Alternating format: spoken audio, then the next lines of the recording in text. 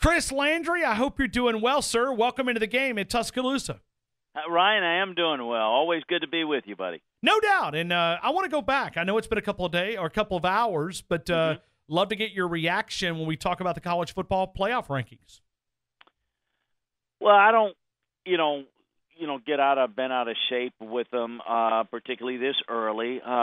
Things normally play out. I don't know. I have a hard time figuring out how they try to do it, in that I think they look at a lot of different things. For me, it's very easy. The film speaks to me. My background as a coach and as a scout, I look at these teams, and, I feel I have a good feel, and always had a good feel who the four best teams are. And sometimes it's close. Maybe 4 and 5 are close, or 3 and 4 are close, or 1 and 2 are close, whatever the case may be. But I don't think it's as difficult. I think they're trying to look at a lot of things and try to match them up and strength the schedule. And all those things are fine, but, to me, it's who the best team is in the country, who's the second, and third, and fourth. And I've never had much of an issue with being able to determine that at any point in time, particularly at the end of the season. I will say this, my reaction to it initially is that if it stays Georgia 1 and Alabama 2 going into the SEC championship game, meaning both go unbeaten into that game, it increases the chances of the loser, we'll call it SEC number 2, to be in the playoffs. Something's going to have to give if they all win out. Somebody's going to be on the outside looking in. It's going to be the loser of the SEC championship game. It's going to be Notre Dame. It's going to be a one-loss Clemson ACC champion team, or it's going to be a Big Ten champion. I mean, somebody's going to be left out if it plays out that way. Now, we all know historically it takes care of itself. A Clemson's going to lose, a Notre Dame's going to lose. Somebody's going to lose, and it's might fall into the clean 4. But last year we had an issue. Ohio State, Penn State, Ohio State. We know how that played out. So who knows? It's a great talking point. I'm sure you've talked about it. I'd be curious to see what the folks in Tuscaloosa and the fans think about it. I'm sure, but I will say this: I think there's one guy in Tuscaloosa that I think is very fine with being ranked number 2. I think it helps his football team.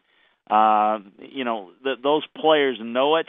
And I think that it's tough to be an opponent against Alabama, but when they're motivated for whatever reason, if they feel the least bit disrespected, oh, God help you. Yeah, and I think that was the best birthday present that Nick Saban could receive on Tuesday, was being ranked number 2. And I know you highlighted it a couple of weeks ago. If he can say something about somebody not saying anything, silently he believed that Ole Miss had their number, and he convinced that team, now you've got a true disrespect. You have somebody saying, you're not number 1, you're number 2. Yeah, you're not even the best in the SEC. I mean, oh, Lord. I didn't even think about that. Yeah, he'll get him. I mean, you're not, you're second in the country, you're second in the SEC, but, listen, you haven't proved, hey, look, you know what? They don't respect who you've beaten. They don't respect how you play. That second half against A&M, that, bleepity bleep stuff. You see that? That's what that gets you. Okay, that's what that's how he plays that stuff up. I've seen him do it. So, it doesn't matter, because obviously those two teams are going to play. And I think Alabama is the best team in the country. I think that because I think that Georgia would have a tough time being able to throw the football on Alabama. So I think they probably beat Georgia and might beat them by, double digits. But that's my view of studying the film. I understand if somebody wants to say, well, Georgia's had more impressive wins. Well, I mean, fine. But you play who you play, and that's it. And I think when they play one another, that's going to be key. I think you can look at an opponent. I think you can look at Wisconsin and you look at Miami and say, in Miami's case, boy, they've really struggled against mediocre teams. But in Alabama's case, really, you're gonna, like a lot of the media are claiming that this Florida State team now is the same one that Alabama beat. I don't think so.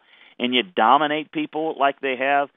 That's a big difference to me, and that's a statement. So I think, as I said, it's going to be all the more, of a challenge to be able to get his team to finish and dominate. And I wouldn't want to be LSU this week. I think it's just going to be a game in which they feel like they've got something to prove and they've been disrespected. So when you look at it, their schedule still with Auburn left and then the SEC championship, they're headed. They take care of business and they win. They're in the number one spot. What does it matter if you're number two now? It doesn't matter. If you're number two going into the SEC championship game, I still think that both teams are in pretty good shape. And again, you win that game, you go to number one anyway. So there's really nothing there to worry about or be concerned about.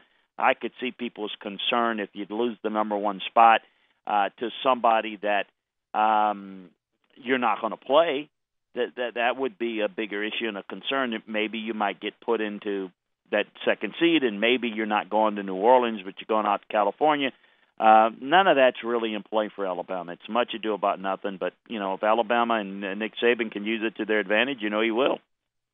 When you look at this matchup between LSU, where are the differences that you see between LSU and Alabama? Line of scrimmage. This LSU team's not the same type of team.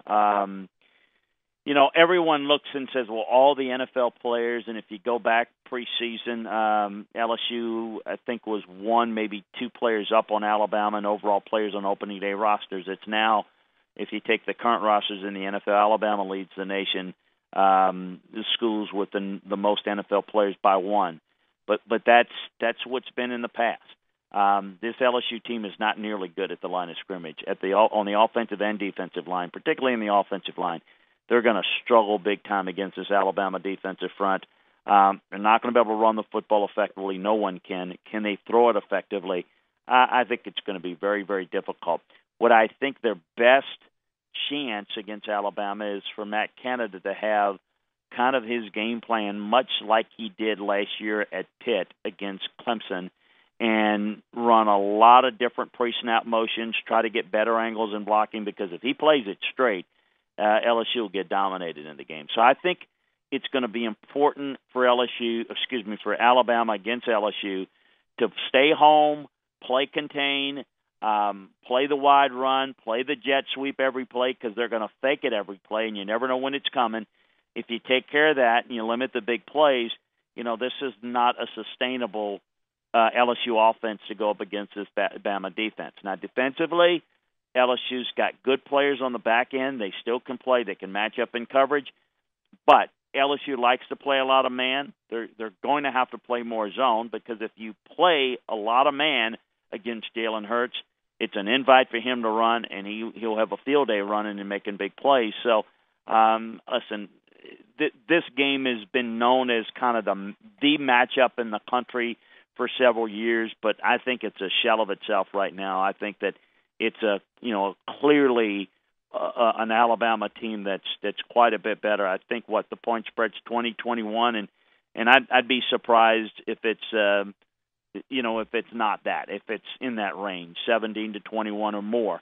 I don't really see LSU being able to hold up against Alabama, and I think it'll be typical, gradual wearing out, unless Alabama just turns the football over in an alarming rate. I think LSU would have to end up in a +4 turnover margin to have a real shot here. I think Auburn dominated LSU for the first half, and I thought awful coaching mistakes by Auburn cost them. I thought Auburn lost that game more than LSU wanted.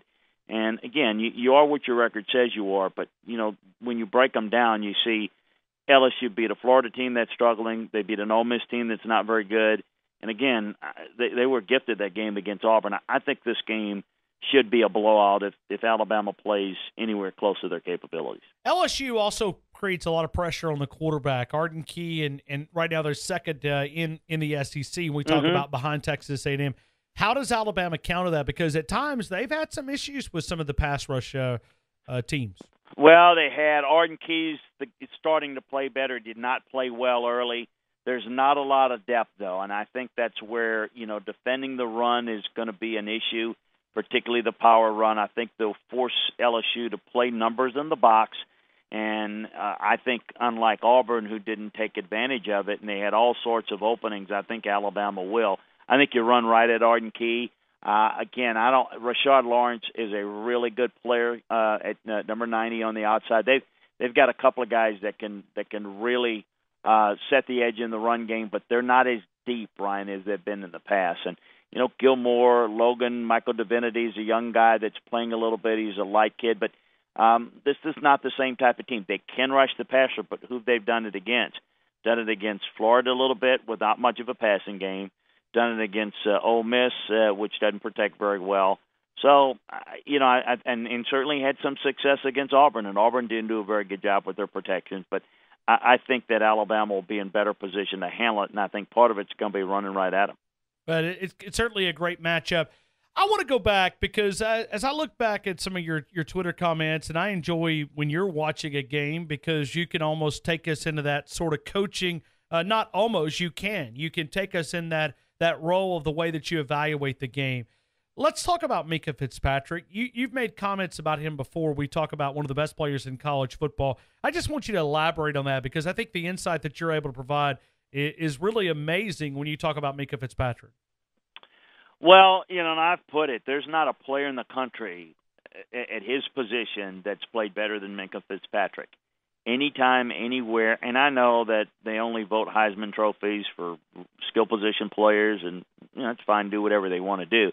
I'm just saying that in terms of evaluating a football player, not the best pro prospect, who does the best job play in, play out, getting lined up, getting his teammates lined up, making adjustments.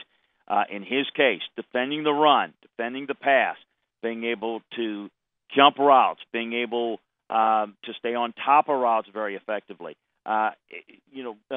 bringing pressure off the edge. There's nobody played better at any position better than Minkah Fitzpatrick. If you ask me who's graded out the best in college football this year at any position at any time, it's been Minkah Fitzpatrick, and it's been clear there are other great players, and I certainly, if I were, drafting them, I'm going with a quarterback, I'm going with a pass rusher. Those guys are more premium positions, but just as a college football player, this guy rarely makes mistakes. When he does, he knows why, and he cleans it up. He cleans up a lot of alignment mistakes. He's like a coach on the field. I mean, he's a heat-seeking missile, can tackle very well, he can contain and get outside and set the edge against the run when they need him to. He can bring pressure up the middle. He can cover, and he makes all those adjustments. Those are critical. He's a gym rat. Nick tells me he just loves the game. He studies it, and it shows in his play. This guy rarely, if at all, makes a mistake. And when you have talent and you make those type of consistent decisions on the field, I mean, you got a guy that's is an All-American and a big-time playmaker and a guy that kind of is the glue to that whole defense and getting them aligned. Their front, and certainly in their coverages, he is the man out there. And it's more important than ever in this day when people try to run tempo, because now you can't call it from the sidelines. You have to teach him to be able to call it, and he does it exquisitely. Looking at Rashaan Evans here for a couple of minutes, and certainly, well, let me go back to Minkah Fitzpatrick because Alabama's had some punt return issues. Would you send him back? I mean, would if you needed to trust a guy, obviously you trust him everywhere else. I mean, would you send him back? Yeah, no, I would. I think it really depends. Listen, the thing about it is they've got some guys that can cover punts, and I mean that can catch punts, field punts, and it's one of those situations where.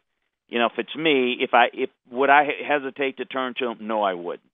But I don't think it's necessary. I mean, I think that's something you got to get corrected. And, they got guys that can do that. And you just, to me, it's a concentration issue. It is the fundamental part of fielding punts is you've got to be able to see it, and you've got to have great vision. It's very much like being a fielder in baseball.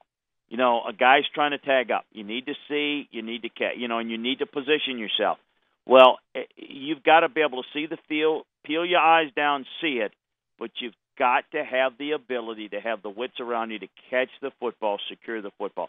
It does not matter how many yards you get if you can't secure the football, and to me, that's just a fundamental issue that they've got to deal with from a fundamental standpoint. They got plenty of athletes that can do that, and that's the way I would handle it. But I wouldn't hesitate to turn to him in a big moment if I needed him to do it. Rashaan Evans has showed us so much when the pass rushing responsibility. I know they use him all over the field, but where do you see him at the next level? Do you see him on the outside, or do you see him? I see him as a will backer. I think that he's a guy that'll play well in space as a rusher. I think he's got the athleticism to open his hips and drop and cover the curl in the flat areas. And I think he can be a very effective, guy in nickel rush situations to play on the outside. Very smart as well. I think he'll, only get a little stronger and bigger and fill out and be a little bit more effective setting the edge against the run when he needs to. Chris, I want to go back to the NFL for a couple of minutes and get your thoughts on what happened there in Cleveland and Cincinnati yesterday with A.J. McCarron. Have you ever seen anything like this? No, nothing quite like that. A couple of years ago, John Elway had a snafu with sending in the contract to Elvis Dumervil and kind of lost out on that. I've seen a couple of issues in running out of time on draft day and, getting jumped in the draft. But this is something that's completely unacceptable. It's not very difficult. I've done many trades in the league, and it's a simple process. And now it's done electronically through the email and e-fax stuff. I mean, the league's got it set up. I mean, gosh, even a knucklehead like me can press a button and get it in. I have no idea how this could be done, other than it just goes to show the dysfunction of that organization right now. And coaches and personnel people, front office people that are completely not on the same page. The biggest issue is not the clerical mistake, is that how the heck at 3:15 they're still trying to decide whether to make the trade, and at 3:45 they're still arguing on it and then trying to get the paperwork in, because the way it really came down to is the front office didn't want to make the move. I think there's a lot of pressure because, remember, they passed on Carson Wentz. They passed on Deshaun Watson. And, Hugh Jackson also wanted Jimmy Garoppolo, and they lost out on all of those guys. So it's been a bad week, and I think the owner said, we need to get him quarterback. And, of course, Hugh likes A.J. McCarron a lot. He was a coordinator at the Bengals when they drafted A.J. So let's get it done, and there's a snafu with getting it done. I mean, you can't make this stuff up. It's incredible. And in a half an hour, I'm getting ready to get on Cleveland radio. So that should be really fun, right? I'm just curious, what do you see in A.J. McCarron? I see him as a guy that can be a functional starter in the league. If you play well enough around him, I think he's capable of getting the ball out quickly enough, making good decisions, accurate short to medium. Doesn't have a great arm, but I think can absolutely maneuver in the pocket and be a quality starter. Is he a guy that's going to win for you at the quarterback position in the NFL? No, but you can win with him.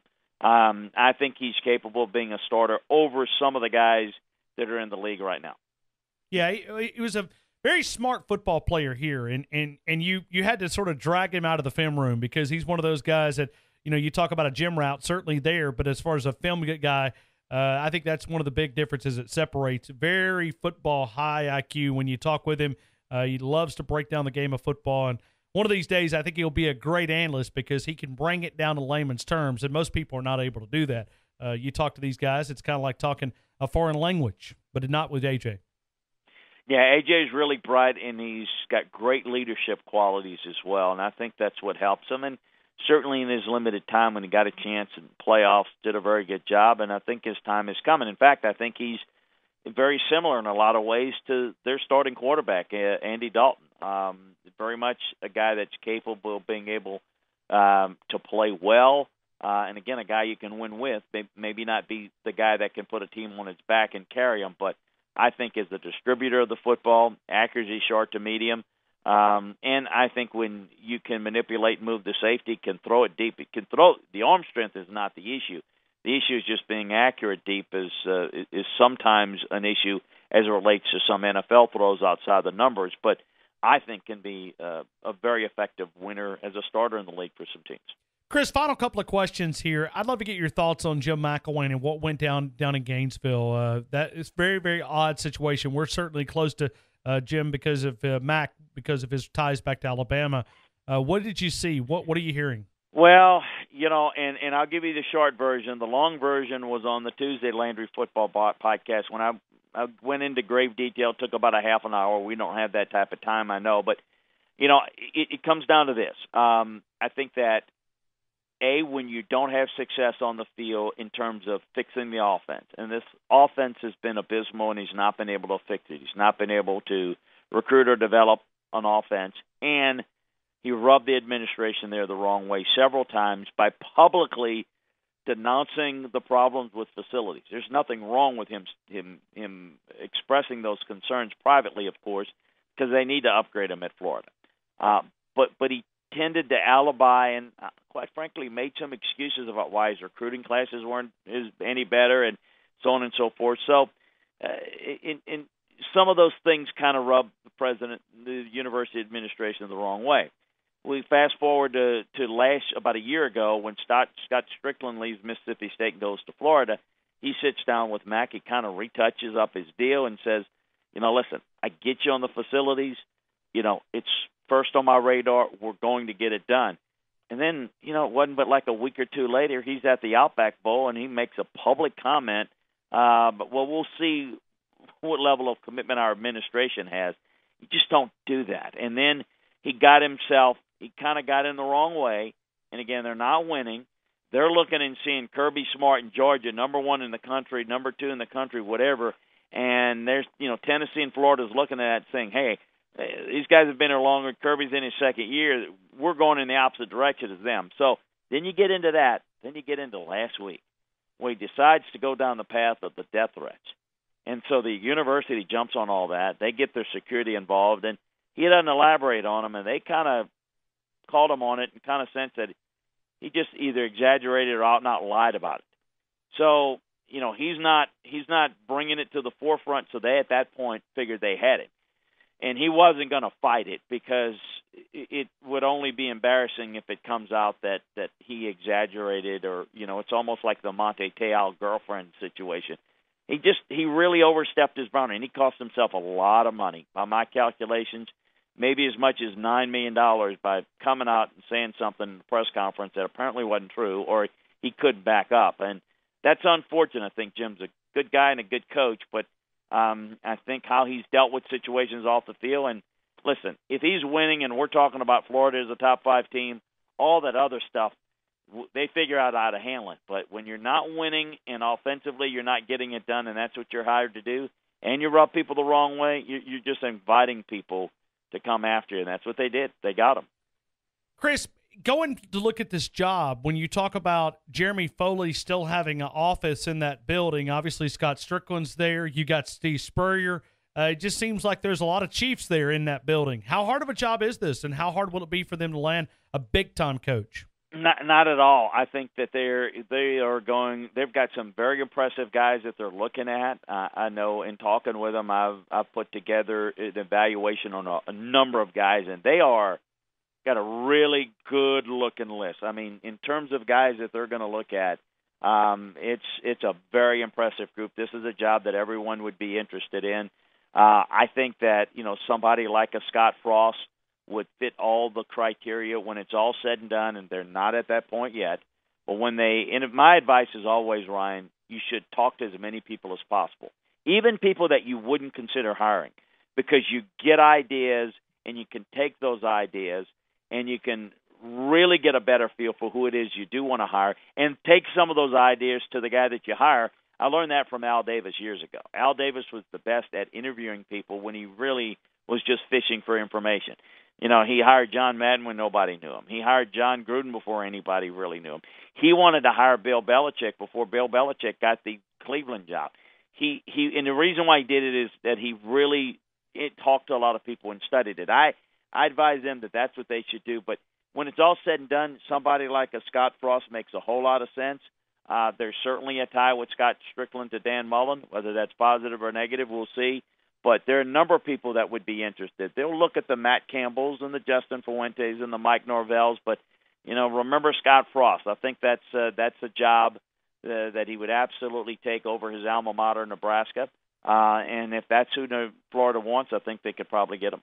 LandryFootball.com. They got some great discounts happening right now. If you want to go in and join it for a monthly, $9.99, 3 months, $24.99, less than a magazine subscription. You can learn what's happening in college football and the NFL from inside the film room where those decisions are made. Nobody can really offer this type of information when you go sort of behind the wall and be able to get in that information. Football views from a coach, a scout, administrator. LandryFootball.com. Make sure you mention that you heard it right here on the game on Tide 102.9 for even a special discount.